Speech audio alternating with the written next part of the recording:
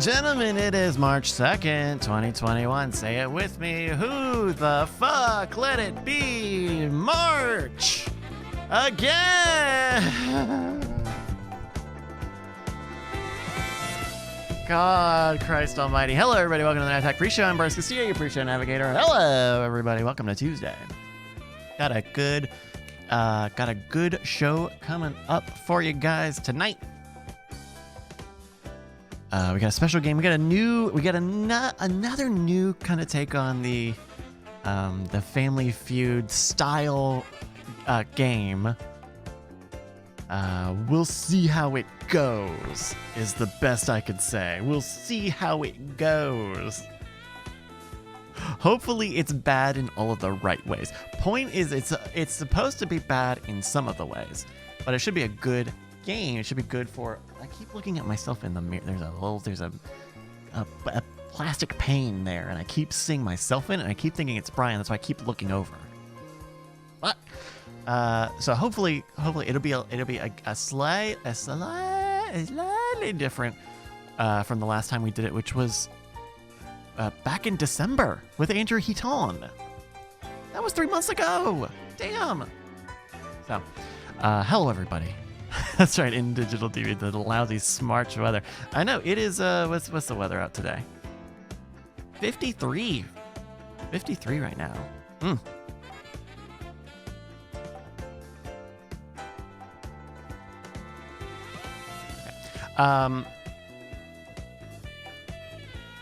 Yeah, I don't know. It's a slightly cold day here in Austin, Texas. But you know what?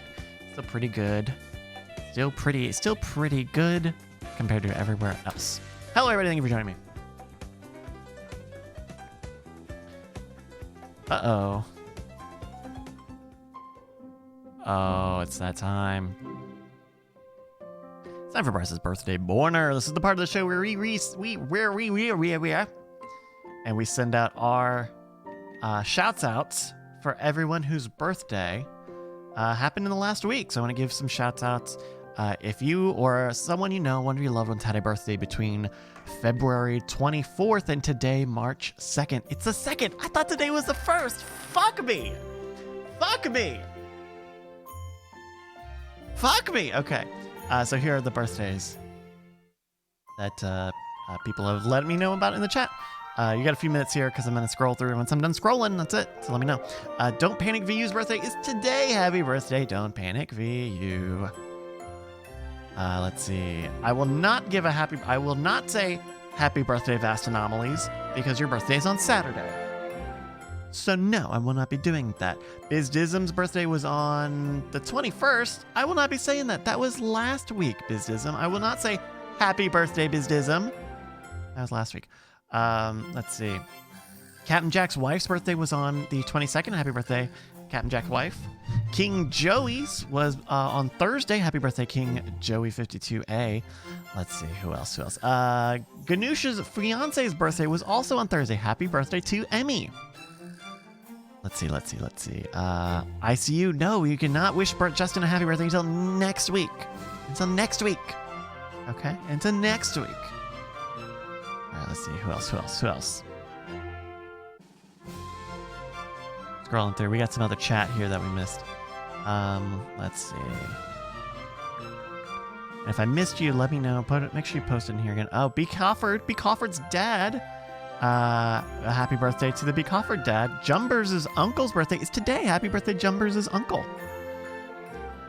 Trey Warren was on the 25th. Oh my God, Trey! I didn't know that. Oh my gosh, happy birthday, Trey. Gray's birthday was yesterday, and it's his wife's birthday today. Happy birthday, Gray and Amanda. Let's see. All right, I think that'll do it. Thank you, everybody, for sharing your birthdays with us here. We hope you have a good one. We're all trying. I think that means everyone on the planet has now... No, I'm not going to say it. I'm not going to finish saying that.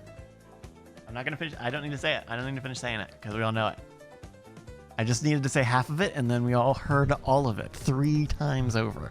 So happy birthday to everybody here on this 2nd of March. It's the 2nd. Somehow it's the 2nd.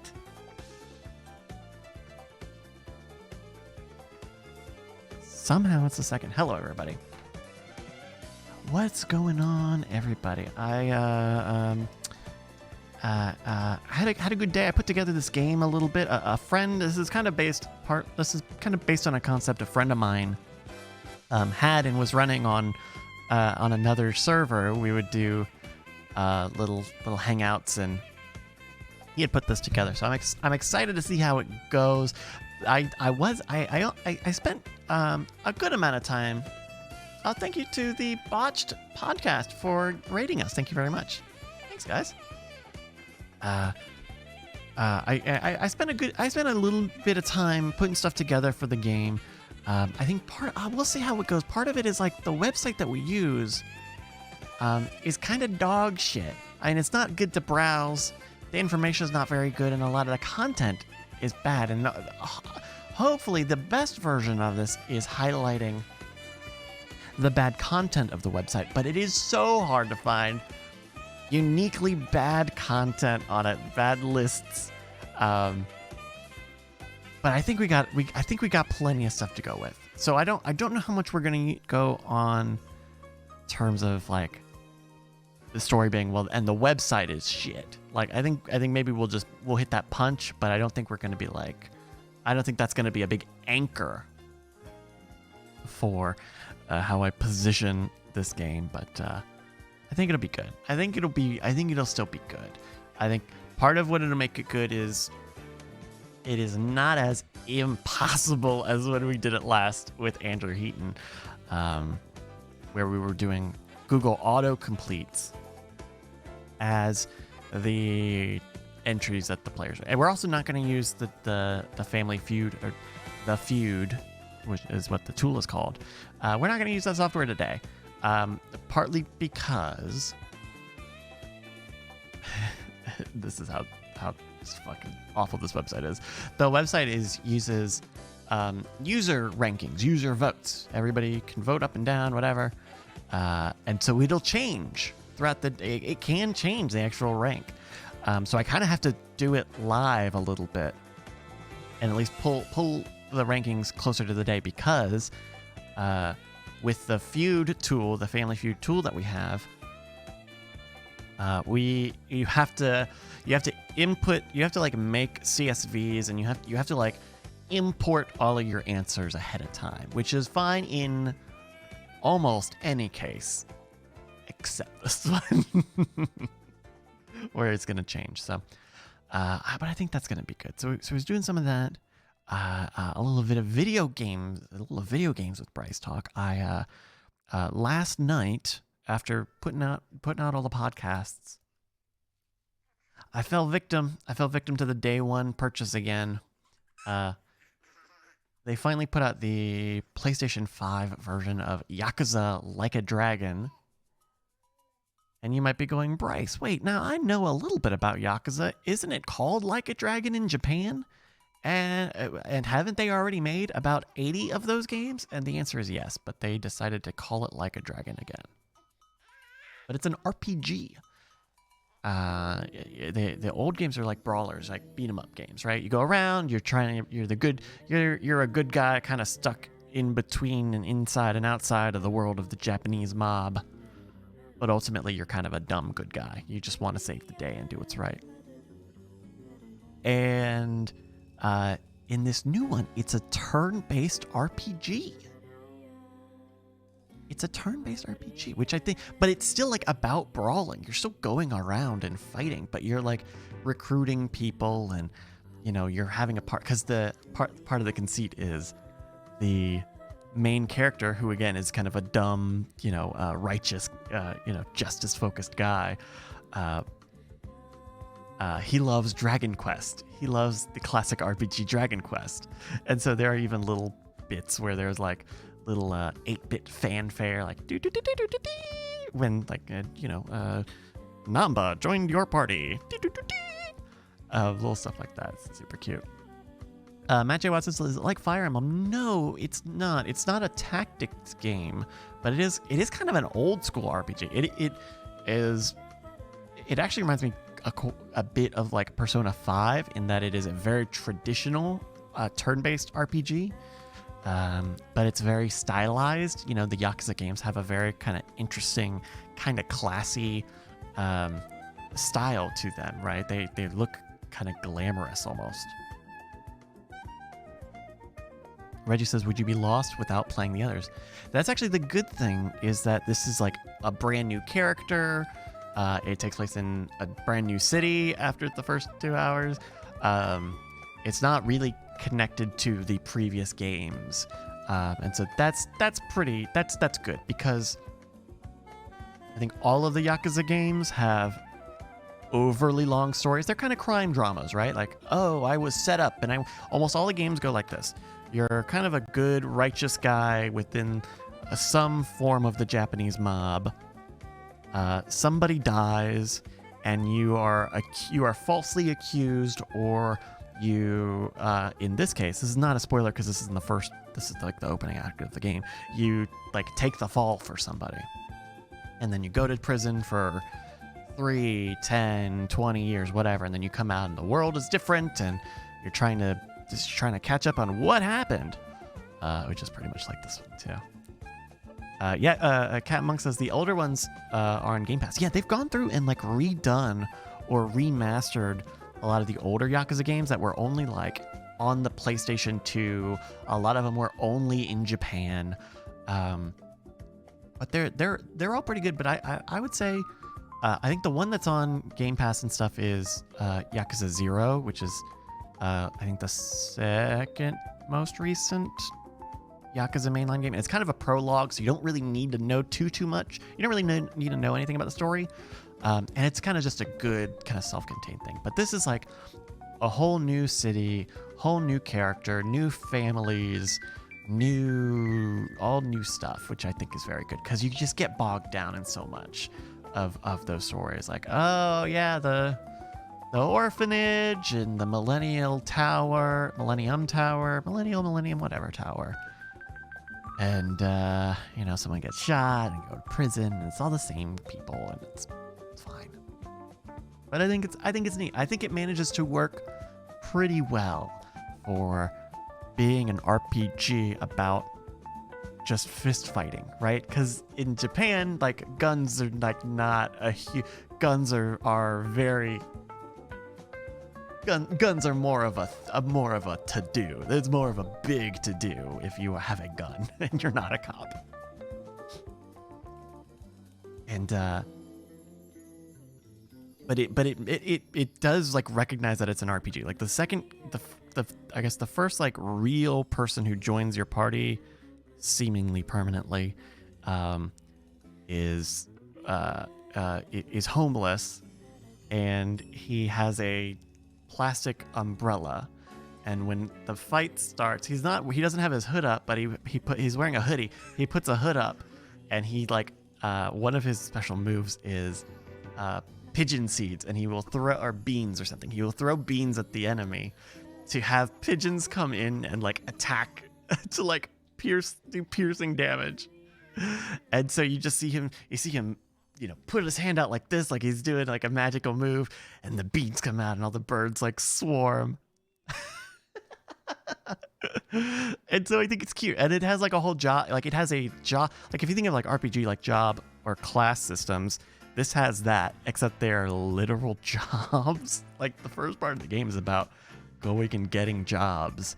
And so your characters can change class/jobs by changing their actual jobs, which is interesting. It's weird. It's neat.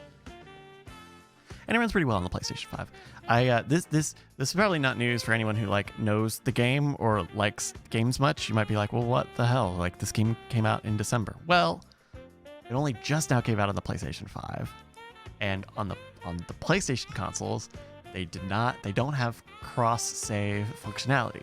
So if you bought the game in December on the PlayStation 4, even though you get a free upgrade to the PS5, there is no pathway to bringing your save game in, which is bizarre. I think it's redonkulous. I think it's ridiculous and redonkulous.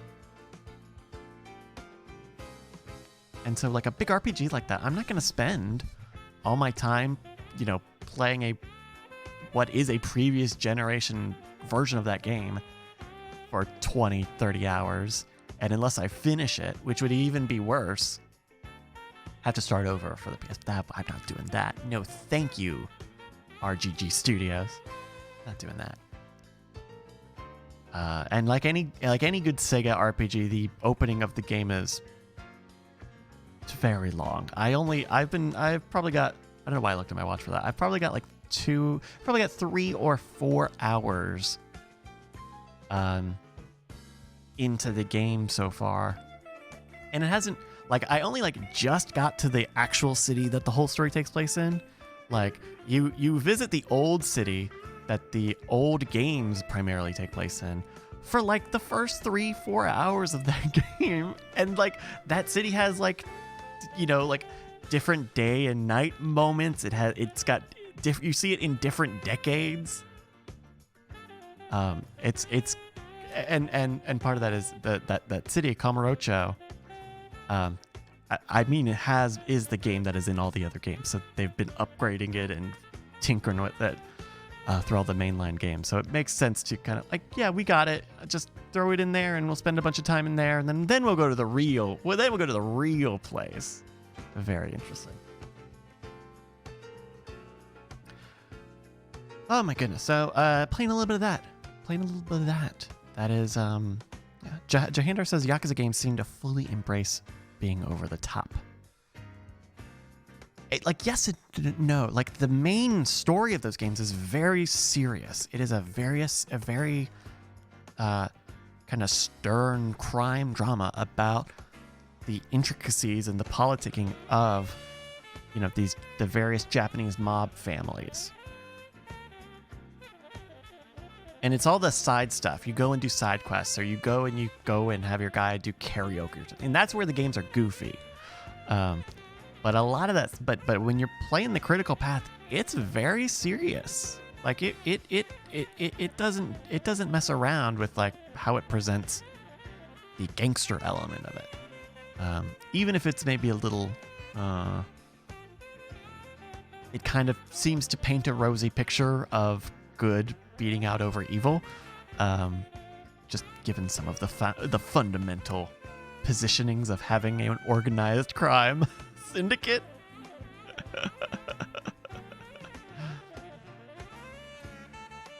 Miraviana says, Bryce, have you played Diablo 2? I see he's mentioning that they announced the Diablo 2 remake. I've not played Diablo 2. I got Diablo 3 over our Christmas break for the PlayStation 5. And that's a fun game. That's pretty good. I haven't dived back into it. I can tell that I'm in like a retail therapy sort of mode because of all of the disasters going on, kind of just localized and international.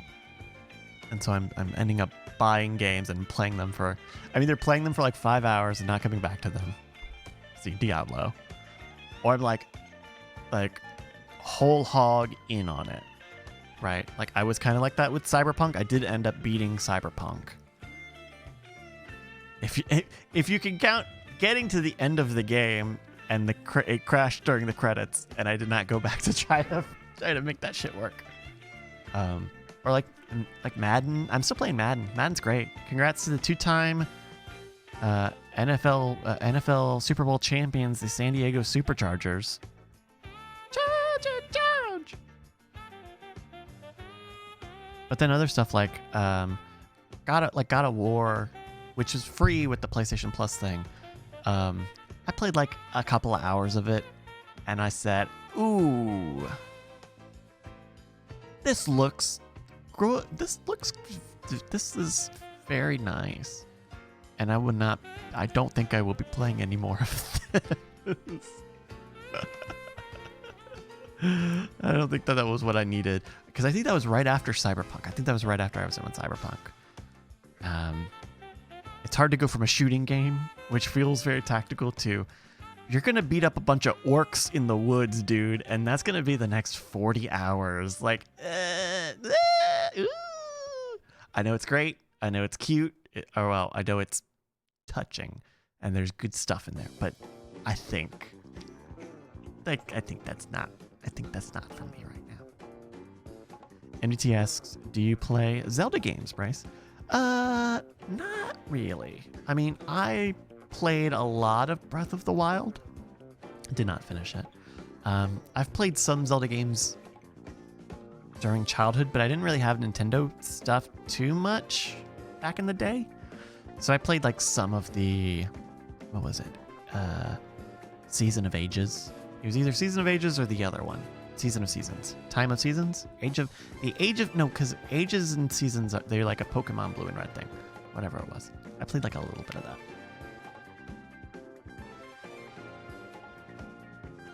Oracle of Ages and Oracle of Seasons. That's right. Thank you very much. I don't know. The Age of Seasons. It should have been the Age of Seasons and the Season of Ages. Should have been that. Should have been that. I mean, this is Nintendo, baby. Confusing names, we're on it.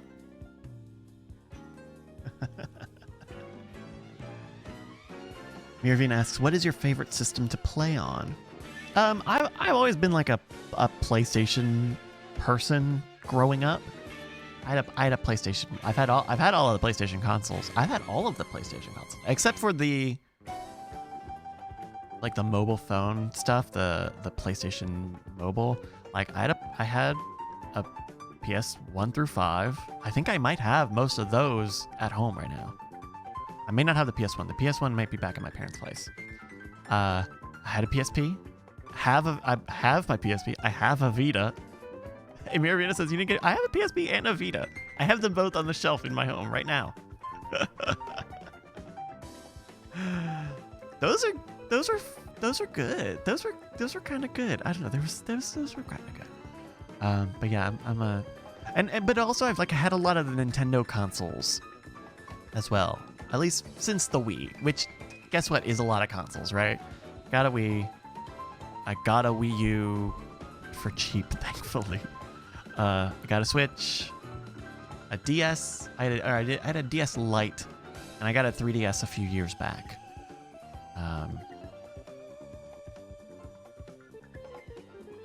And so sometimes I look at like the Nintendo Land stuff. Like, are you guys seeing the Universal Studios Nintendo Land like amusement park, right? Or what is it called? Nintendo Japan? Super Nintendo World, I think is what it's called.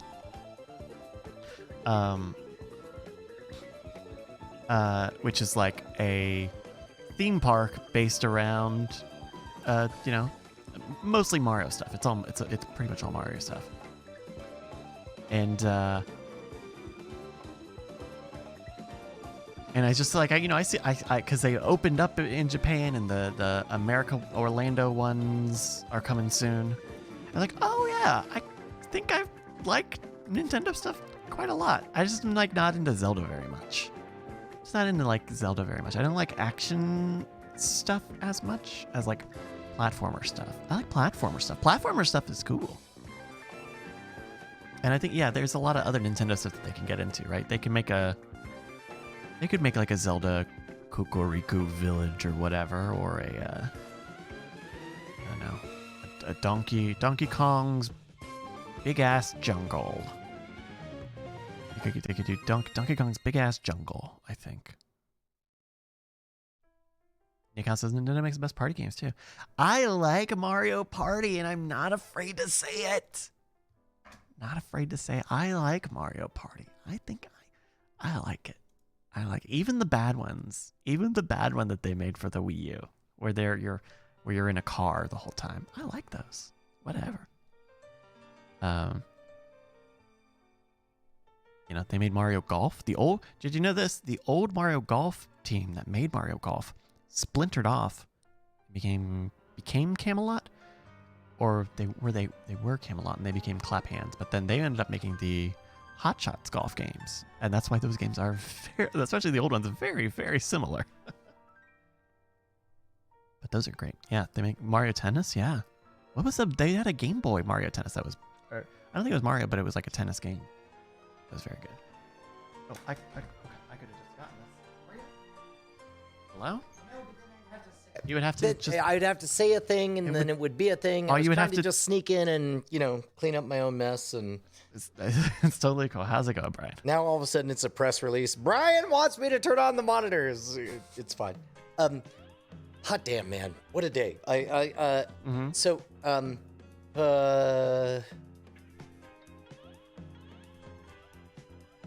when you have a weird dream, Okay.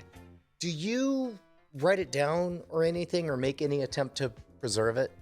No, I think a few years ago, if it was interesting enough, I would have maybe posted about it or tweeted it, maybe. But I think ultimately nobody is. No. I think no one is interested in it. Correct. But what I found out is, and this is my best understanding, so almost certainly it's wrong, but what I understand is that your brain uses downtime to work out problems, and then so it runs a bunch of nonsense simulations, and then the moment you wake up, your brain says, whoa, what was I thinking last night? We're in the business of saving memories that actually happened and erasing memories that didn't happen. So it goes about scrubbing the thing. However, the way memories work is that when you remember something, you actually don't remember the original event. Every time you recall it, you sort of rewrite the tape, right? So what you're really recalling is the last time you remembered an event. So take something. Dude, dreams are a lie, dude. Well, that's where I'm getting, right? Okay. So like anything you remember from 7 years old or whatever previous, almost certainly if you've recalled it, you've rewritten it by the mere act of recalling it, talking about it, thinking about it, or whatever. So that trick works in reverse, where all things being equal, people who say they don't dream, really what it is which is what I say. I very rarely dream. I will dream if I'm like taking a nap, if I'm taking a short nap, but usually most nights it's dark and then it's bright. and the truth is, we can have a discussion whether or not you're comfortable with this idea or not. But what I understand, the truth is you do dream, but when you wake up, you allow those dreams to evaporate, and then they really are gone, right? So that's why... That seems healthy. Correct. If you were... I'm out here saying if you are dreaming, that's invalid. If you're dreaming, you're scheming. And if you're scheming, you're a schemer. So why don't you take your dream schemes and go get cream? Yeah. So you can do that in your dreams, huh? Okay, that's a whole different discussion. Okay, I was worried you're going to... Well, or if you're going to get ahead of me. No. So what I figured out is that if when you wake up, you immediately either say to somebody else or tell yourself what happened in your dream, then that becomes the new writing down of what happened. So as a result, like I've learned very quickly, nobody cares about your dreams, which is like you can write them down in a dream journal, might as well set it on fire or whatever. You could post them on a blog. Nobody gives a rat's ass.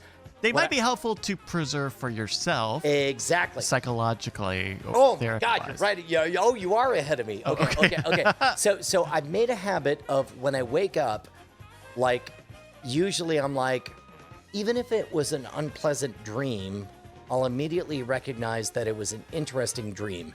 And I'll recognize that ain't no use in writing it down because I'll never read it, whatever. Ain't no use in telling it to somebody else outside of that it'll help me remember it.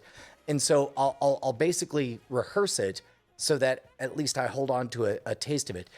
All of which is to say, last night I had a cool dream about shoes. About shoes? Yes. Were they sentient shoes? No. They were the shoes cool? Okay, here's the weird part. I said I had a dream of shoes, and somebody responded with a tweet of those shoes existing 5 years ago. I dreamed that my friend CJ had shoes that were covered in e-ink that were linked to a... I love what you're having to looking through your timeline, and Very strange. we can talk about that later. But I dreamed of shoes covered in ink. I dreamed of shoes covered in ink. linked to an app, and then basically you just took a picture of a thing, and then it downloaded it, and that became your shoes. You know, kind of like I don't know, Predator armor or something. But I dreamt that CJ had them, and they were fucking rad as hell. And in my dream, you know how normally it's like you're in a moment and then you forget about it and then you just run off to other things? Yeah. This was a weird dream where it's like we're doing a thing and we're talking about his shoes and I'm like, man, I got to write that down. That's really great. And then it becomes a dream about us on a boating from Dallas down to Austin. And then at some point I'm like, of course, the famous canal. famous waterside city, Dallas, Texas. Yes. And then what's funny is I remember going like, whoa. Don't let me forget about those shoes, bro. And he's like, yeah, of course. Look, they're still awesome. They're still cool. And then I woke up and I'm like, don't forget about the shoes. So they're real, it looks like. Someone is linked on your Twitter. Yeah, I guess. Shift wear. This seems like a simulation, not of an actual object, but of a pitch they're making. Yeah, and I would also say I don't like the shape of the shoe. Yeah, it's fuck way that flat. shoe, right? Not as cool as the one in my dreams. Yeah. Also, the ones in my dreams, CJ was wearing like freaking moon boots, and I was like, well, I don't like moon boots, but I'll wear them if that'll allow me Moon to boots, do the like thing. the bounce. No, like boot? the things you wear in the snow if you live up north. Oh, I was thinking of the toys. What's the moon shoes? Oh, the ones that are like trampolines? Yes, the ones that are Yes! little personal trampolines, not a snow boot. Oh my God. I actually don't know. We did buy those for the kids though. Really? Yeah. Oh, did they work? How do those things work? Could they? I mean, they work. can't have much bounce. You would kill the kids. You're right. They embody the fantasy of bounce. That's a good way to put. That's good spin. Good Right? spin. Right? Like when you put them on, you feel like you could bounce to the moon. Mm-hmm. Oh, here we go. Actual trampolines, super dangerous. It seems like they would be. No, wait. It seems like no, like deadly, crazy, like. I had a trampoline. Okay, It was there are fine. 3 questions when you apply for insurance. They ask you: do you skydive? Do you scuba dive? Do you own a trampoline? Oh. That's it. Like that's a very exclusive club that you're joining. Justin, did you have a trampoline growing up? Very briefly, my brother and I had one, but it was like a small, like one of those Jogging. Yeah, I mean, like the way, like one of them fuckers that like Goofy would have in like an aerobics short or something, where it's like just like a small one, something like that. We never had the big rich kid, gigantic, like doing backflips and stuff like that kind of trampoline. Mm-hmm. No, so less than that. Less Yeah. than that even. Yeah. You I just had think this. I think in my lifetime, it might be the first time I ever encountered a waiver was at the age of 8 when I went to a friend's house who had just gotten a trampoline and they were smart enough. Like at the time, I thought it was super weird, but now I think it's super responsible to get kids to Wait, sign you a signed waiver. a waiver? How old? Like what year is this? At 8? 84, 85? They write that shit on parchment? I didn't even know they had waivers in 85. I just told you they were an outlier. They were remarkable know. and I'm amazing. They were I'm prescient. remarking. They were I'm all the remarking. things. Yeah. Yes, Was it- yes. did it I have mostly wanted to get my parchment joke off, but Okay, all right. I am generally remarking on the idea that holy shit, like that was definitely some personal injury lawyer who was like, or a friend of a personal injury lawyer that was like, the fuck. No, every kid coming in, they are all putting their, they can sign it in shapes they like, but they are putting something on a piece of paper that like they are jumping on a trampoline. Yeah. I mean, most generously, I want to say they were somebody who knew they were buying a trampoline.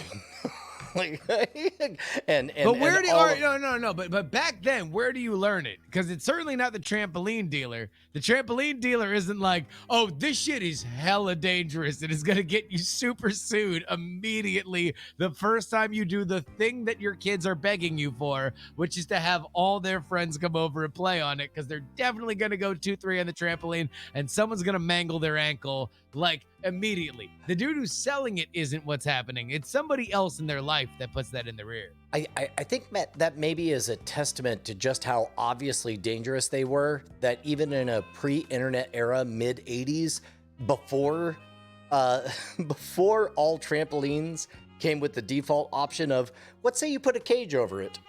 like back in an age where it was just a friend of mine told me, then we get to yeah, no, this is legit crazy But sauce. I don't even know exactly even where the waiver comes in, right? Because like basically the difference between the 60s and the 80s are like Dukes of Hazzard and shoulder pads. Like that's that pretty is much basically the difference. Yes, no, That's go on with this culturally metaphor. First of all, let me before Oh it's my explained, gosh. The metaphor say I'm fully the metaphor critiquer behind has whatever logged this in. metaphor Uh-oh, Justin is uh-oh. making. God That damn the it. difference Bryce, I got between brought- the I 60s got- I and got- 80s I is got the brought Dukes of into- Hazzard and shoulder pads. Land it, Justin. Go ahead. My point is that without the internet, you don't have the collective consciousness, the hive mind. Yes. Where like you would even have like, now how do we know that we should have a waiver at a party when there's a bunch of trampoline people? Probably because you Google like when you're buying a trampoline problems and people are like, holy shit, there's all these things. And by the way, then you read some horror story on Reddit about how I lost my entire house and my wife left me because of one trampoline party. And then you're like, okay, I am now spurred to action to then use the internet again to go find a waiver lawyer. template Never that you mind. could go to, or if you're fancy, then you go get a lawyer and you get to go do that. The 60s and the 80s are basically the same culture with different things that are happening outside of it. Like television was more advanced, radio was more advanced. There was very limited internet, but there was none of that hive mind. Everything else was kind of just like out in the ether, controlled by gatekeepers. And the true answer to your question is That I landed it. Thank you. Bing! You may now move about I the did cabin. not hear ba-da-da-da-da-da-da-da-da, but I'll grant it anyway.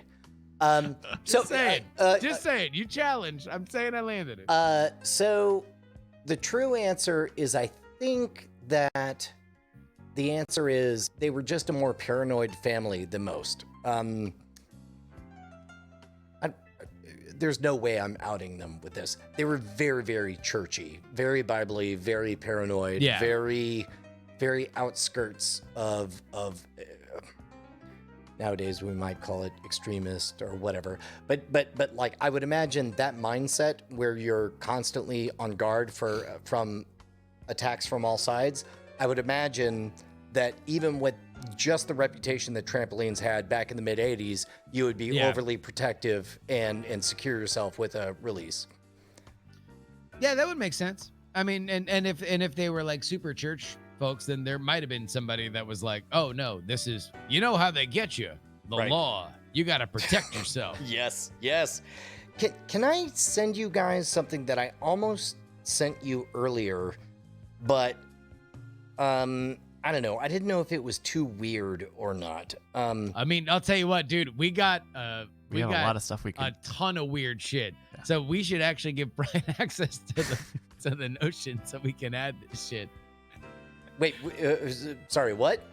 There's a secret. There's have a a secret secret doc. Oh, that got it. Bryce and I Well, are showing stuff, but yeah, no, we should give you access so you can add anything you want, because I added a bunch of dumb shit like shit that like we may or may not use, but like I think that's the place to put it. Okay, so I almost, to be honest, I actually meant to send this. Ugh. Damn it, it's not copying. Hold on one While second. Brian's looking, Let's ju- Bryce, can you just go to the new guitar VTuber? Absolutely. So, Shindigs, aka at Shindags, Shindags. He shindigs on Twitch. All right, but his whatever. whatever. Yeah. Has got a new VTuber. Check him out. People are always like, "Oh my God, you're a guitar VTuber. Did you study music in school?" No, I studied math.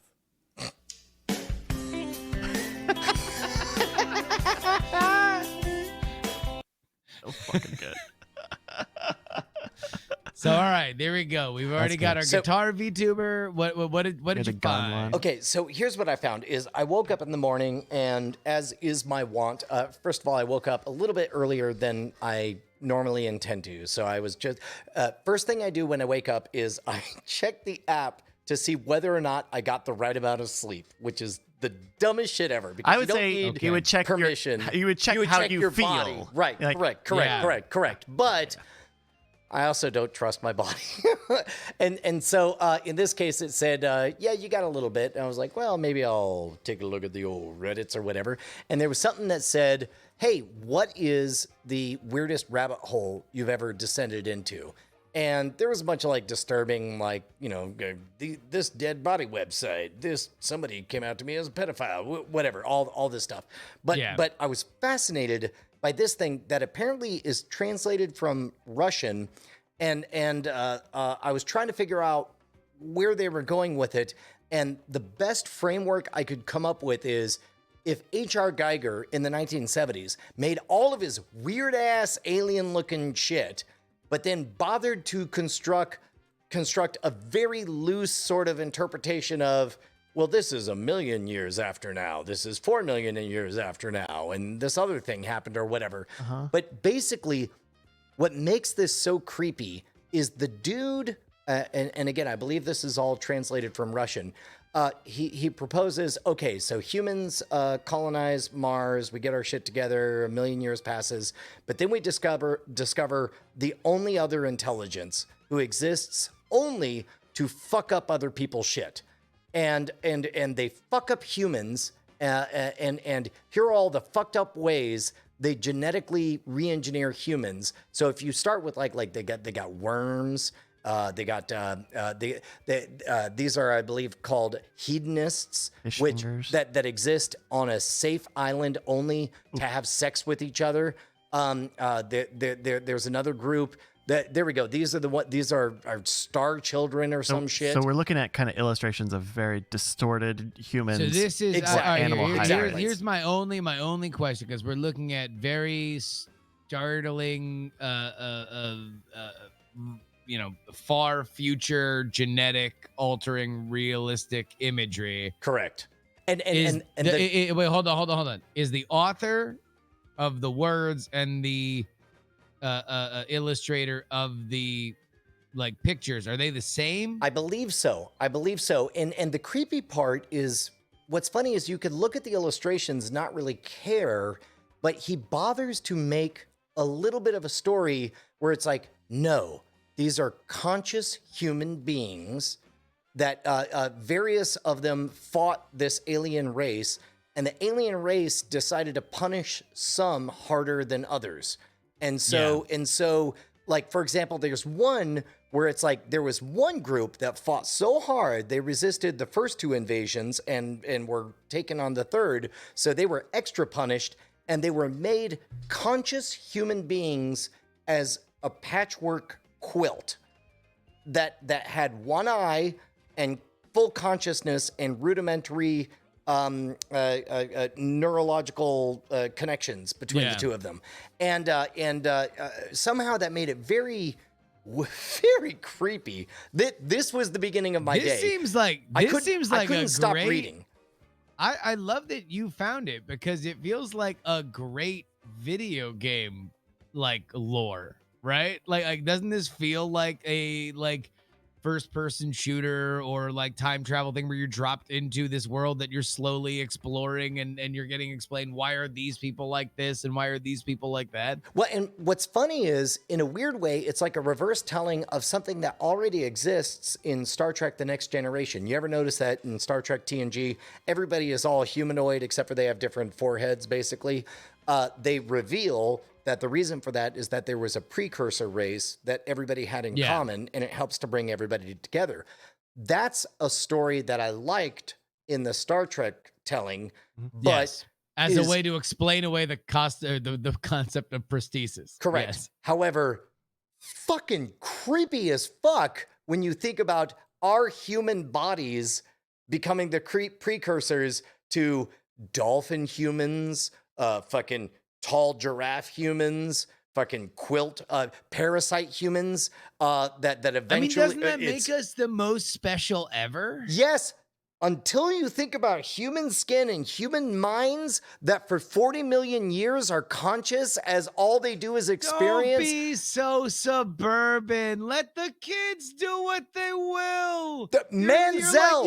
You're like one of these millennials singing songs about don't complain about my side part on TikTok. Like There's a whole 3 pages on Manzels. Human beings that are made into the body of gazelles who are fully conscious and have fully human intelligences, but lack any ability to tell their stories. So instead, they establish an oral tradition where they sing songs of sadness about how they were utterly crushed and defeated by this alien race for 4 million years until they get wiped out due to climate change. It was a lot. I think it's kind of neat. So 2 things. This is called All Tomorrows, Yes. A Billion-Year Chronicle of the Myriad Species and Mixed Fortunes of Man, by the Turkish writer and illustrator C.M. Kozman under the name Nemo Ramjet. I got the Wikipedia link in the chat for everybody. You can. They have a PDF on Wikipedia. It was a very surreal start to the day. Here's a question, and I'm making some assumptions, but did you have the same reaction to say I have no mouth and I must scream, or like other very sadistic speculative fiction works in the similar vein? Because that's a very similar thing. It's not aliens, but it's definitely like a machine life form. I think what I was confronted with today, and that would be closer to your own agency, right? The thing that allows me to be so blasé about the thing that you are freaked out about, at least mentally, is that like, all right, yeah, and at some point they're gonna build fucking skyscrapers that reach underground, and everything's gonna be crazy when I'm dead, right? But I'm alive, so I'm gonna live this, and then at some point, I'm assuming that like literally the very defiling of my corpse is something that will happen after I die, and I won't care because I'm dead. So the first third is humans go to Mars, we have a golden age, we think we're the best, we populate all the stars, we're awesome. Then the real boss comes to town. The real boss is awful and feels entitled religiously to, like, their mission is to mess up all life forms that they see. And then they torture them with genetic engineering to various degrees. So, for example, they take one species of human, put them on a planet with 23 times our gravity, and give them 2 eyes, one that points straight up, one that points to the side, and makes them just living, flattened Picasso paintings. And then and he goes on for like 20 chapters, each of the horrific ways that humans could be mismade. Then he says, of those, these are the ones that eventually involve sentience and reestablish communication with each other. And then they like this is how they do it. And they eventually all figure out, oh wait, we're all cousins. We all evolved from a species called human or whatever. And then one of, I don't know, I'll spoil it. One of them. I mean, shit, yeah, sorry, yeah. Because I don't have Hulu, so like right. I wouldn't be able to watch it. So yeah, go ahead. And then the last chapter is basically, yeah, of all of these, one of them felt like they religiously were the true inheritors of the star children of humanity. And so they put their brains in machines, and then the machines destroy all human remains of all varieties, full stop. All right. When was this published? 2006. Online. 2006. Oh. Can we option this? Is great. Can we option this now? Can we reach out and option this? And can we do an audiobook? Can we do a reprinting? Like, can we reach out? Can we do this? I feel like this is a project. I don't know how good it is absent the art. But we need the art. We need the art. Quite good. Yeah. The art is great. I love the art. Who's it? Is it? I mean, if it's '06, that dude's probably still alive, right? Yeah, He's yeah. a Turkish I assume, man yeah. doing Turkish shit. Maybe he's with Salt Bae. I don't even know. Oh my God. That guy's still doing that thing, I think. So one of the you can pay civilizations that survives, he calls the Hedonists, where they're on a protected island. There are no predators, and because there's no predators, there's no evolutionary pressure to cause them to become more intelligent. So instead, they pretty much are idiots with the intelligence of 3-year-olds who do nothing like, and also their procreation structure is such that they have to have like very promiscuous sex with like 20 people before they could possibly make another offspring. Gotcha. But he does say they're one of the subdivisions that eventually develops sentience, and because they're driven by I don't know, sexual advancement or whatever, he basically describes their society as a perpetual Coachella, basically. All they do is perform for each other, and everybody goes nuts. It's insane. Number one, if there is anybody that can hear my voice that is familiar with the Turkish language, please reach out, because we might need your translation skills as we enter into an option negotiation with. Who is this? Do we know who wrote it? We need to honor this man. CM Kozman under the name Nemo Ramjet. Yeah, Ramjet. Dude. Good old Nemo Ramjet. Totally Nemo legitimate Ramjet, lawyer. Legend, Nemo Ramjet. If you can hear my voice, then we want to work with you. This is amazing shit. We need to get this out to the world immediately. We need to do animated videos. We need to do TikToks, or we're gonna resurrect Quibi. We're gonna fucking make this the entire goddamn franchise. Let's do it all tomorrows. Work with us. We want to take this shit to the next level. Everybody needs to know about this. And we want to do it all tomorrow. So you got a timeline. No, never mind. Yeah. No, we want to, dude, we should put that out. We should make a big deal about this. We should do some stuff. It's weird stuff. Well, I mean, I don't know, dude. Maybe he found you for a reason. You ever think about that? Anybody on a trampoline's parents ever told you that? Maybe all this happens for a reason. Did you ever sign away your genetic material to an alien race? Yeah, man. You ever go to Mars? When am I going to use it? I mean, seriously, like, how do you turn hands into diamonds? Nobody's ever asked that. I know. Can't explain that. Tie goes in, tie goes out. How about your day? Hey, man, I'll tell you what. My day, who cares? I want to talk about all these things that we have here in the hopper. Brian, you watched the Britney Spears thing, right? I did. The first one, I understand there's like a follow-up happening. Oh, I haven't seen either. But if I'm to formulate the idea of the second one based entirely on the headlines, the next one will be called "Why Aren't You Apologizing, Justin Timberlake?" So they're going best more. I could They're tell. going more for Justin Timberlake. Oh my God! Well, here, yeah. somebody who's because he did apologize after that first one, I think. Not enough. Why aren't you apologizing enough, Justin Timberlake? He apologized for that and Janet Jackson because he knew that one was coming. He was just like, well, while I'm here, man. Also, I'm sorry about the Janet Jackson thing. But no, apparently somebody in the wake of the Britney Spears thing, and I don't think he was necessarily a villain there, but the idea of interviewing starlets in trouble has become a trend. And somebody who has emerged as a villain in the internet culture is David Letterman, specifically for his interviews with Lindsay Lohan and Drew with Barrymore? Paris Hilton. Oh. Paris Hilton spoke out about it. She was pretty pissed off. So hit Bryce, I believe he's got let's just watch the clip of David Letterman and Paris Hilton just to see whether or not post Britney Spears doc Brian Brushwood is made uncomfortable by it. How'd you like being in jail?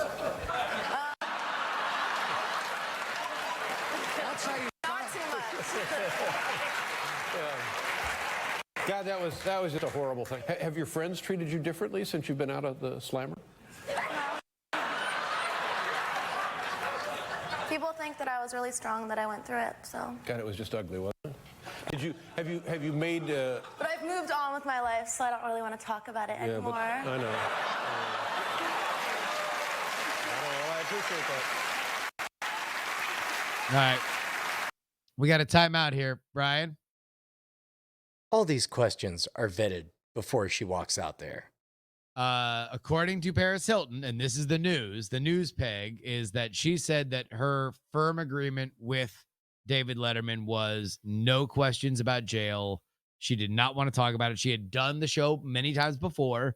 He had always made, good fun with her, and she was game for that, but she was not game for it. And she claims in her podcast that just came out that not only was she not game for it, but a lot of these clips that have been spliced together were happening between commercial breaks. And she was like asking him directly, please don't ask me again about jail. And we can actually keep going with this clip here. See, this is where you and I are different, because this is all I want to talk about.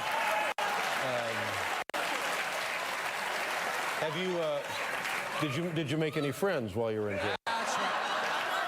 Any more questions? No more questions? I'm here for my clothing line and my movie and my perfume. I'm not here to talk about that.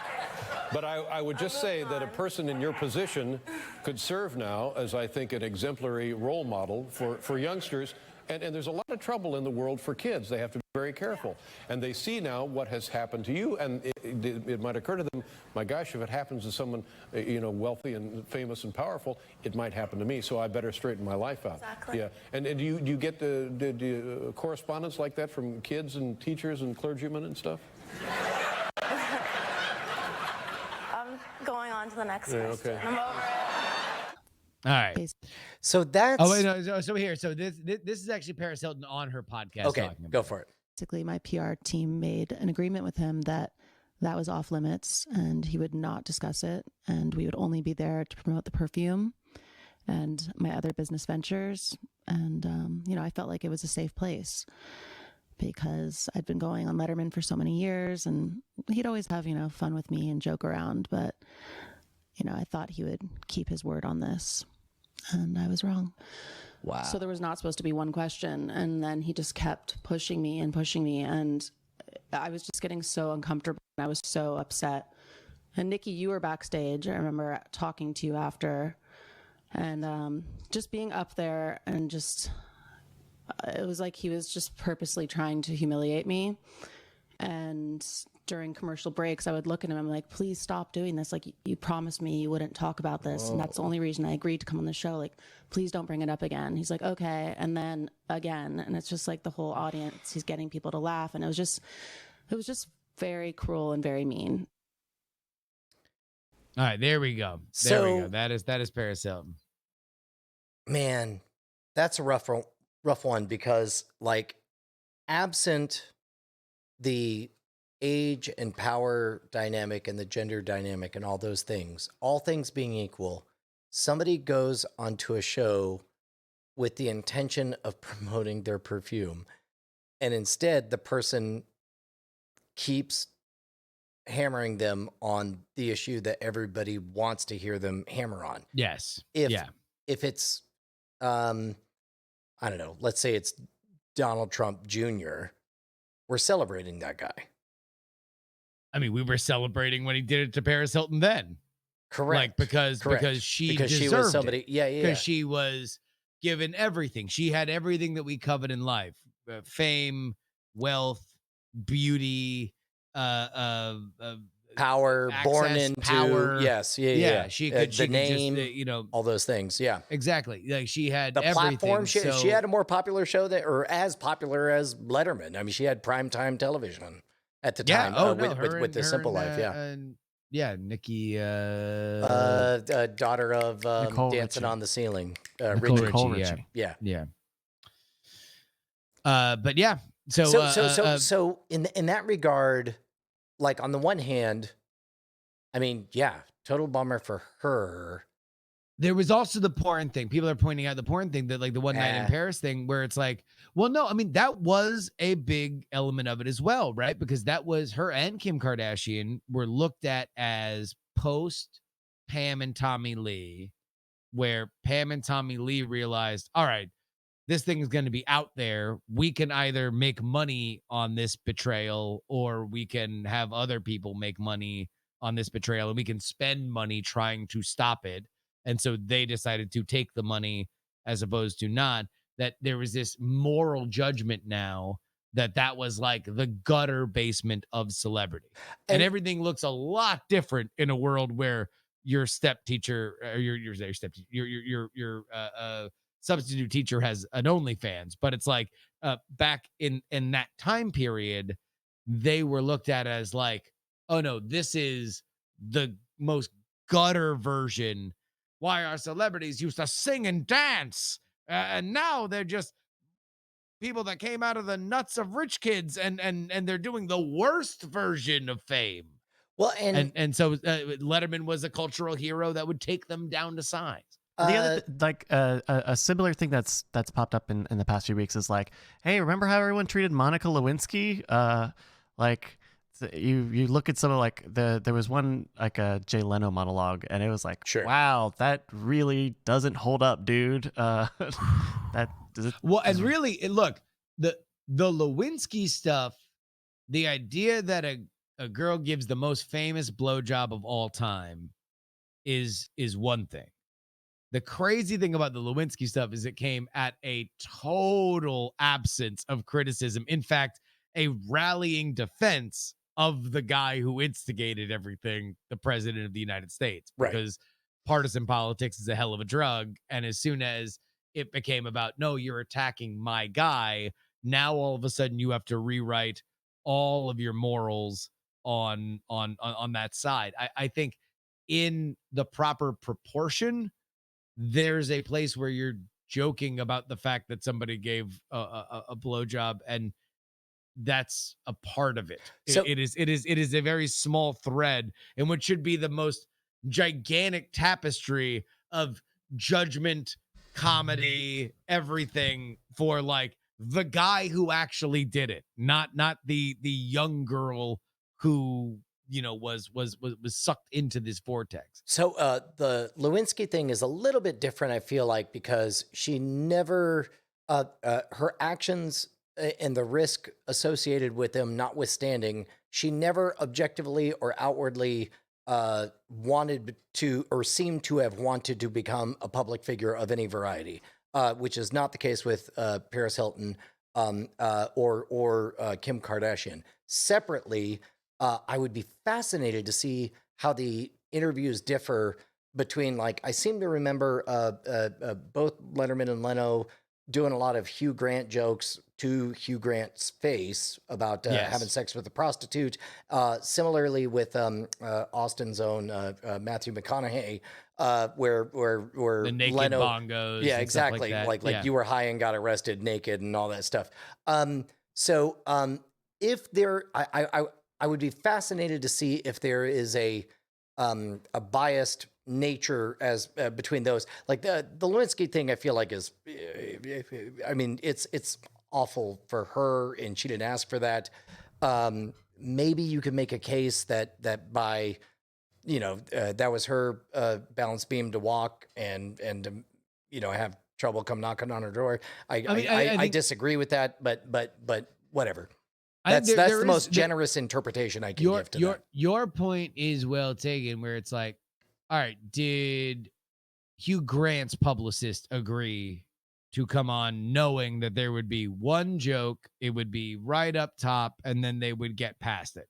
Like, did Matthew McConaughey's publicist or Matthew McConaughey himself care that they were going to make a joke that made him seem like a spaced out weed smoking hippie? I mean, this was her that on that Hilton clip. I mean, I talk about the kayfabe of a show. She did everything but walked away by saying, "Hey, please, like, can we talk about anything else?" Yeah, I think that's the question. If I were to fanfic a story of Letterman, his defense would be, yeah, a million publicists came to us and told us, absolutely don't ask these questions.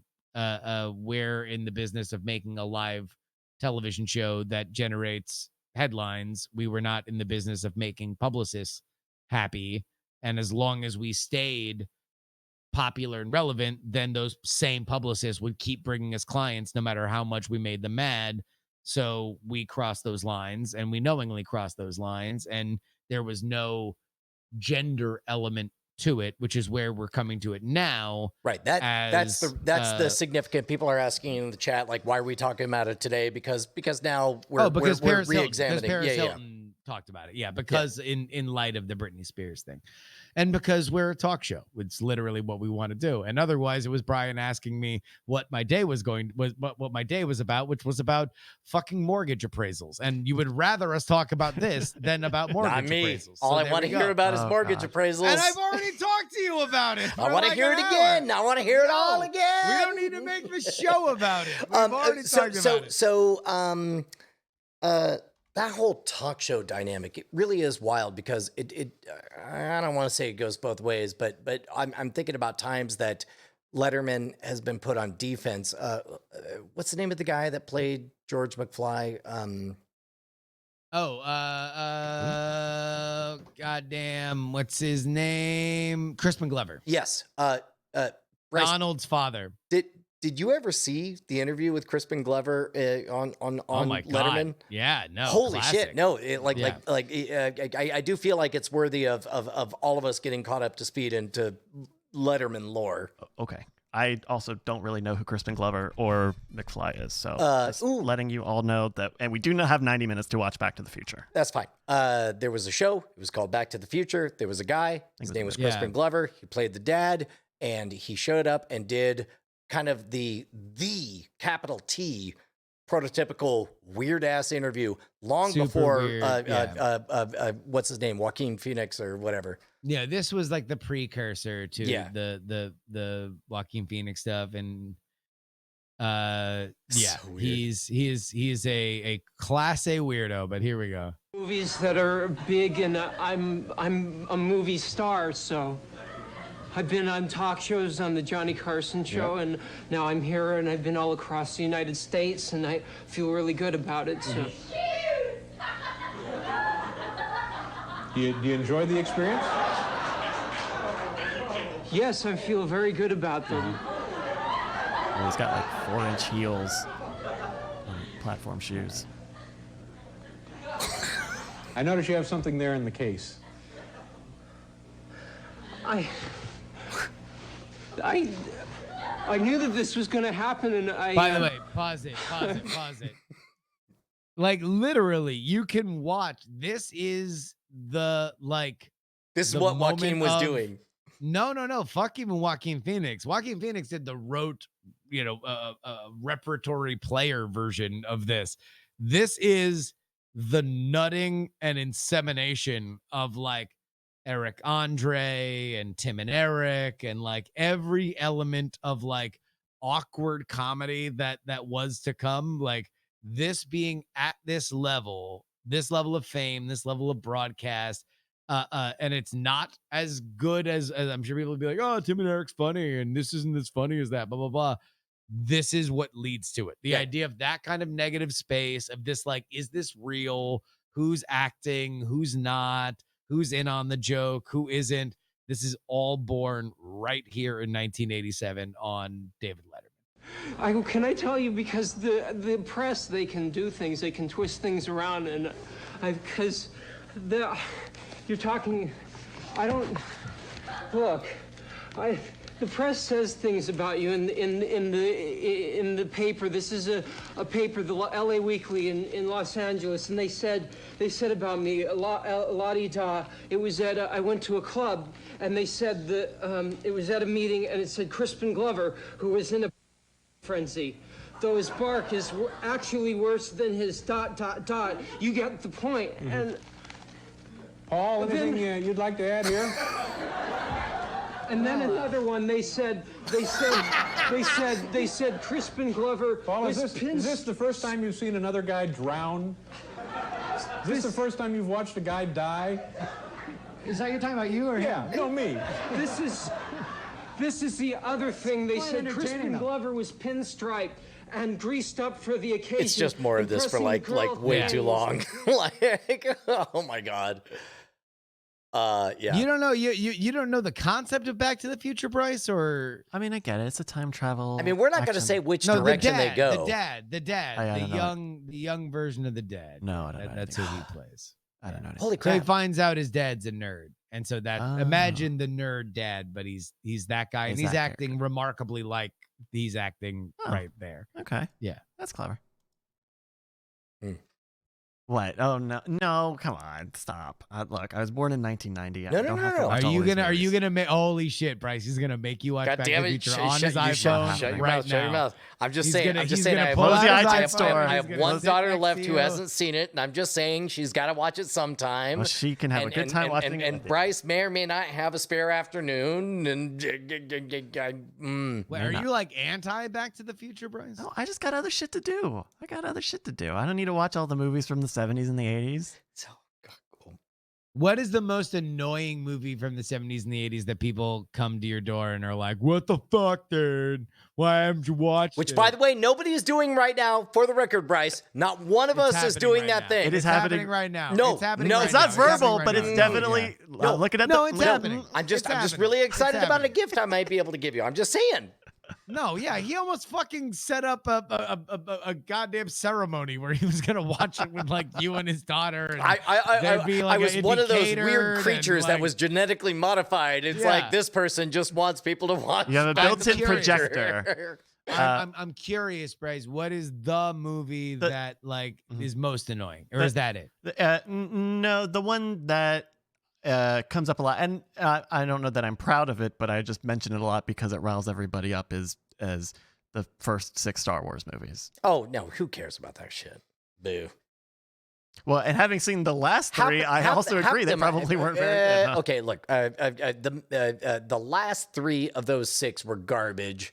Maybe the last 4 of those 6 were garbage, and increasingly it sounds like the majority of the franchise is It might not be very good, actually. It might actually have been oversold. No, you want to know what? By the way, no.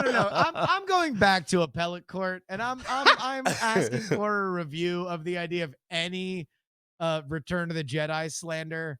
I need that all repealed. After we've seen the rest, it used to be a thing. That's the third of the original trilogy. It used to be like the fucking hipster, like Kevin Smith era shit that like people would be like, oh fuck, it's all Muppets and they just repeat the fucking plot from the first one. After we've seen the rest of the movies that have been made in this franchise, we need to repeal every inch of that slander, every inch of it. It is a fine movie. It is a great movie. Because any sin that you have with that is revisited a jillion times in everything else that has happened. Agreed. Agreed. Yeah. All right. Hey, we should probably do a show. Here, you want to watch one thing to reset? Yes. We need to reset. I think a little bit. So this was. You guys is this the trailer for we're going to sell tickets for Bryce Watches Back to the Future, No, a one night only live appearance in Austin? But don't worry, we'll show neither Back to the Future because we don't have the rights. And also we don't have the rights to Bryce, so we're just going to put a VChat bot. Yeah, I'm going to be a VTuber. Yeah, a Bryce VTuber. Yes. Yeah. You'll see those eyebrows go way up and you'll see the mouth drop, and that's all you get. Exactly. Yeah, and I'll talk about fucking synth core or some shit that nobody's heard of. And Xmodem says Solo is better than Jedi. I agree with you. So you remember last week? Get the fuck out of here. No, Solo is better than you think. It's fine. Or this was 2 weeks ago. Okay, how many weeks ago was Jedi is fucking an actual iconic movie, and fucking nobody remembers Solo. So you remember Lawyer Cat? I'm not a cat. Yeah. Yes, of course. Someone new had some Zoom troubles. A plastic surgeon thought that he could go to traffic court while doing surgery. What? Hi. Are you available for trial? It kind of looks like you're in an operating room right now. I am, sir. I'm in an operating room. Yes, I'm available for trial. Go right ahead. Okay. Pause. Okay, Justin. Yeah. Smart flex or no? Like bold flex for sure. Risky flex for sure. But No, that's just a very dumb flex. It's a very stupid flex. Wait, Like, why so would a nun shouldn't show up in her habit and like, I'm sorry, I was mid praying. She should over these children. She shouldn't be in No, the middle if of a he- if he's- confessional. if he's in his office and he's got a big bass like mounted behind his head and he's like, oh, I'm sorry, I have to keep my mask on because I'm a surgeon and I'm going into surgery later, so if it's okay with you. So he's like, maximum I'm in my shit, but Man. not when he's in the goddamn OR. Okay, you realize like the closest I'll get to this is wearing a tuxedo and wielding a magic wand. It's like, oh, I'm sorry, I was mid spell. I suppose I'll give you my attention for the that's a duration of flex, this because thing. you are not hurting anybody. In fact, you would probably be making your show better if you were live on stage and you were like, Actually, hey guys, that I'm would be doing great. this thing. Bringing Wait a minute, judge on like, stage, not I'd be going like, to court. Hey, everybody, cheer for what's your name? Judge Judy. Everybody, cheer for Judge Judy. Woo! Yeah, Whole exactly. audience It's like, crowd. let going him nuts. off. Let him off. Let him off. Like that'd be hilarious. Everybody would have a good time. Somebody paid that man, some idiot in Sacramento paid that man a lot of money to do some plastic surgery on him or her, and he's in there trying to get off from running a red light. I mean, maybe he got a discount for it, where it's like, hey man, you could either pay $10,000 or you can give me $20 and I can use you as a background for this Because real quick also video he didn't call. even do some dumb shit where he was like, oh, no, I'm not in an OR. Like, they're just cleaning tools and shit. We wrapped up like 2 hours ago. I And just got this shit on. He lifts the phone ever so slightly so you see like the open body in the background. He's like, Oh, yeah. don't worry about that. That Yeah. was quick. You know, Yeah. you can't win them all, Judge. Yeah. What do you think Exactly. happened to this guy? Because that was the clip that we saw was not him in front of the judge, but we have the clip of him in front of the judge here. Okay, give me. Okay, then we'll just watch it. Unless I'm mistaken, I'm seeing a defendant that's in the middle of an operating room, appearing to be actively engaged in providing services to a patient. Is that correct, Mr. Green? Yes, sir. Or should I say Dr. Green, but I don't know that. Okay, that's okay. I do not feel comfortable for the welfare of a patient if you're in the process of operating that I would put on a trial. What are you, some kind of notwithstanding reverse the fact David that the Letterman? Sorry. officer is here today.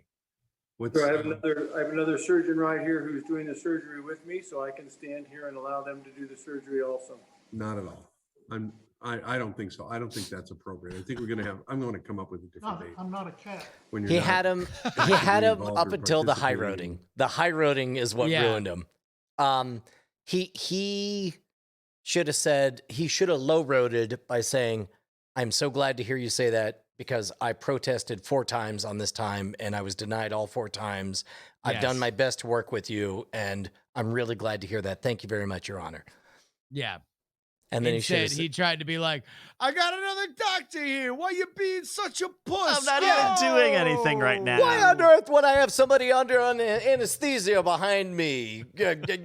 I just Yeah, where the fuck they're going? I'll validate their parking. I'm fucking dice surgeon. I'm called- trying to get... Bada bing, bada bing. Jack and Jill went up a hill. They both got indulgences. 4,000 a pop. It's me, asshole surgeon. Live us over here now. Because he moved, and then he moves it. He, Folded in asshole pope for fucking no reason. Like, just for no... I don't even know how many people immediately, aside from me and you, immediately know I'm only asshole playing pope. for you, man. That's all that matters. Fine. That's fine. all right. Well, Oh. you guys want to do some night attack? Yeah, let's do some night attack. Brian, do you need a break? Real quick, we're trying to get better about making the first act most approachable. Okay. I do have a I don't know, a cute personal story to tell. We've got more shit. We've got more weird shit in in the hopper here, so we can just run through All right, that. well, here, let me go visit Paramount Plus, and then I'll be right back. Jesus. Hi, Justin. Hey, man. Visit Paramount Plus. You're shitting on Paramount Plus, huh? Is that what we're doing? Because the letters of Paramount Plus. I don't know if you kind of take a second and think about the kind of PP. Yeah. Oh shit. And NBC just had their own thing come out called Peacock. called A Peacock. lot of peas and cocks, So, and Cord Killers is actually going to start becoming explicit here in a couple of weeks, just because it's kind of an every week thing. I feel like Cord Killers is at a very transcendent moment because it won the war, right? Like, it was all about like, oh shit, eventually one day streaming's gonna be a thing, and then streaming like won, and now we're just living in the world that streaming took over, and it's like, oh, I guess like, is Cord Killers now just like the national anthem? Like, are they like recognized as heroes? Like what happened? It's interesting because I think a lot about about all the shows and about Cord Killers, and I'm like, oh, I mean, at this point, today in 2021, Cord Killers is just an entertainment show. Yeah, like it's not Entertainment Tonight. It's not interesting that Netflix is making a new show, right? Like, it's just, here's some of the technical stuff about like what all of the services are and the shows that are on them, because there's so that's much. The thing. Like, there used to be a moment where it was like, oh my God, Netflix is working with a celebrity. Whoa. And Netflix, can you believe that Netflix is going to make 4 movies this year? And they bought a big movie from Sundance, and then it was like, Netflix is spending $100 billion on programming. And then at some point the next year, you're like, they're spending $104 billion. They're spending $120 billion. Now we're just talking about a very boring number that marginally goes up and down every year. I know Skipper Nova Girl says like Netflix got nominated. Yeah, I mean, that's not even interesting anymore. That they win. And hardware. that, by the way, I think that's the thing that breaks the streak, that now they're just gonna get nominated all the time now. Mm-hmm. Because like we're definitely not going to get a full year in 2021. We're already not going to get a full year in 2021 of like theaters being back. Like Tenet just opened in New York. Wait, really? New York just got Tenet. Wow. Which of course means that New York got Tenet 8 years ago or some shit, and they're finally fucking working their way back. I'll say I think Tenet is probably pretty good in a theater. I had my nose up a little bit about the idea of like, well, you should go watch, it's really the preferred format. But I think a movie like that where the alternative is like stopping and thinking about it, or giving yourself time to like process it mid movie. Like, I would does imagine not do that. my very thought of Tenet would be very close to Dark Knight Rises, in that like I would be really fucking into it, and then I would think the movie ended at the 2 hour and 20-minute mark, only to realize that there's a whole nother act with another even bigger, more elaborate like set piece that would come at the end. Except at least in Dark Knight Returns, not Rises, like you pretty much know, like there's a moment where it's like, oh, I guess it could end if the Joker just gets away, but then they're gonna do a whole nother thing where the Joker gets caught. In this one, you're like, oh no, it's gonna end with some big ass, everybody's running in different directions, crazy pants, silly scene. And then it does. I don't know. I still think it's long, and it's like, for what it's trying to do. In fact, I'll tell you what, I would actually highly recommend Auntie Donna on their podcast. We're talking about it seriously. They actually did like a serious podcast where they talked about Tenet.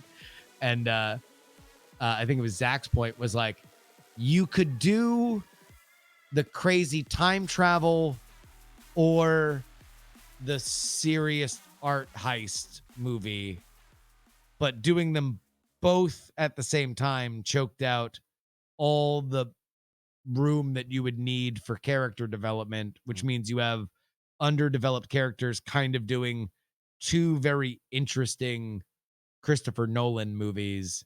One, a straight art heist film with interesting characters, and one, a like primer times like 100 million in IMAX version.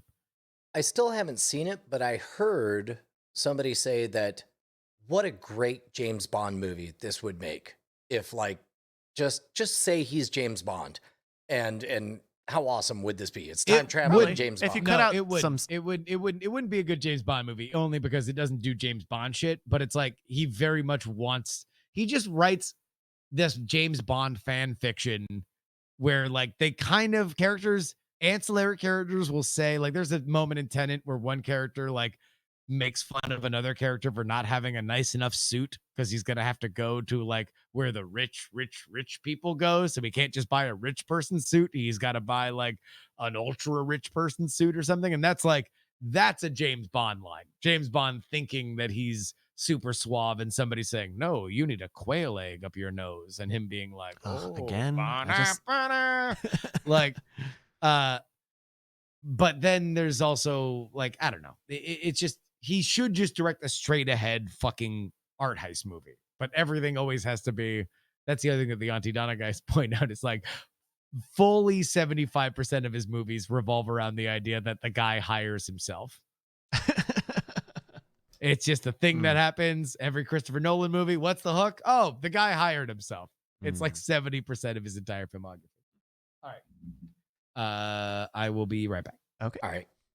Finally. Brian. Okay, Bryce. Hi. We talk about the mortgage appraisal that Justin went through.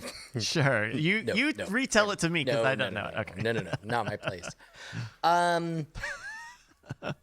So are you resistant to the idea of watching Back to the Future, or do you want to give it a chance? If I'm gonna watch it anyway because I have an 8-year-old who has not experienced it, is there any situation where we can manufacture you've got 2 hours to spare and you want to hear a little bit of Huey Lewis? And the way I approach Back to the Future or Star Wars or any of these old classic movies that I haven't seen is like, they're just not important to me. It's not important to me that I see this movie. Right. It's important to you that I see this movie, it feels like, but it is not important to me that I see this movie. I wouldn't say it's important so much as fascinating, because the one thing I can never ever get is knowing how good something is in a vacuum, and finding somebody who is culturally divorced from a thing is the closest I'll ever get to that, right? Like, I'm fascinated. But it's like, I want like I've really enjoyed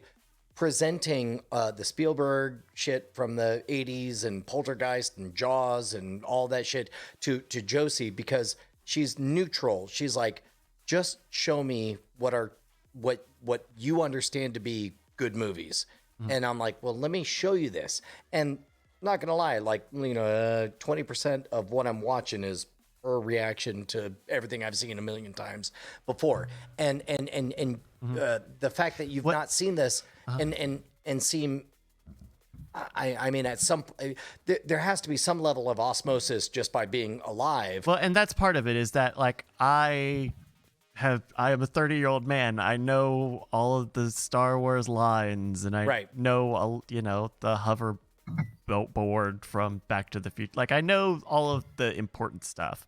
I guess where I go of like, okay, well, it's not important is because like there's tons of stuff still coming out, and I don't need to be back in the future of culture. I don't need to kind of sandbag my own self in terms of where I understand culture, a shared cultural experience. Yeah. And I'm not gonna lie, like, you would just be a lab rat, and I would be watching you watching a movie. But I would be fascinated. I really want to watch the movie Bryce watches Back to the Future. That's all I'm saying. No, we're going to do a live event. We're going to do a live event where Bryce is going to be there. I don't give a fuck if it is going to be bootlegged. Like we're just going to, we're going to do it. 40 people. Everybody will self-select. They'll all fill out a survey beforehand. And it's like, okay. I'm going to live in Austin, dude. Like, we're going to just find a public park, and we're just going to like plug in a thing and do one of those like radio frequency things where everybody will listen to it. And then we'll all bring Bryce up and we'll chant and we'll force him to give his thoughts on the movie. And then we'll all disperse into the woods. That would be fascinating to get like 20 people and each has a webcam pointed at them, and then it makes a VTuber, is that what they call them? Yeah. And then it makes 20 VTubers. So you would know it if you weren't stuck with the Back to the Future hoverboard. Hey man, in or out. Okay. Wait, Bryce, are you? So yeah, Bryce is like, no, you have 20 spots You're in your a little brain. ageist here. Yes, it's a zero-sum game. You either know about the two trees become the one tree, or you know what a VTuber is called. You want to just call me a boomer? Is that where is that? I didn't say that. I didn't say that. I'm not saying that. No. All right, you guys want to do a show? Ready. Let's do a goddamn show, man. Alrighty. I'm gonna click some last little buttons here that indicate we're about to do the show. Which, real quick, for anybody who's new to this experience, yeah, there's a bit of an obstacle course because it's like we're supposed to start a show, but then Justin and I see for the first time like this challenging distraction video beforehand. It's a little bit by like, the way, I've started cheating. Okay, I've already watched it. motherfucker, I It's knew you fucking did. great. I knew It's you did. fucking great. The moment I said It's it, fucking all right, great. fine. It's so fucking good. Okay, take it away. Okay. Interesting. All right, here we go. We'll start the show.